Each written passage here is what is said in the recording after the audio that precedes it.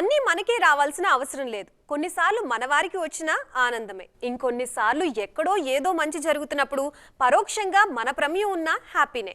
ఇప్పుడు దీపికా పదుకునే ఆస్కార్ గురించి చెప్పిన మాటలు విన్న వారందరూ ఇలాగే డిస్కస్ చేసుకుంటున్నారు.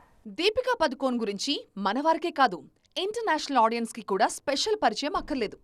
తాను ఎంపిక చేసుకున్న రంగంలో ఆ రేంజ్ కి ఎదిగిన నటి ఆమె. దీపిక ఇటీవలే ఆస్కర్ గురించి తన ఒపీనియన్ ని పంచుకున్నారు. మనకు రావాల్సిన ఆస్కర్ ని చాలాసార్లు లాగేసుకున్నారు అన్నది దీపికా పదుకోన్ ఒపీనియన్. భారతదేశ సినిమా చరిత్రలో ఎన్నెన్నో గొప్ప కథలు స్క్రీన్ మీదకొచ్చాయి. కానీ ఆ కథలకి, అందులో నటించిన వారి ప్రతిభకి గుర్తింపు రాలేదు. అవన్నీ నా మనసులో ఉన్నాయేమో. ట్రిపుల్ ఆర్లోని నాటు నాటు పాటకి ఆస్కర్ వచ్చినప్పుడు తాను భావోద్వేగానికి గురయ్యాను అని చెప్పారు దీపిక.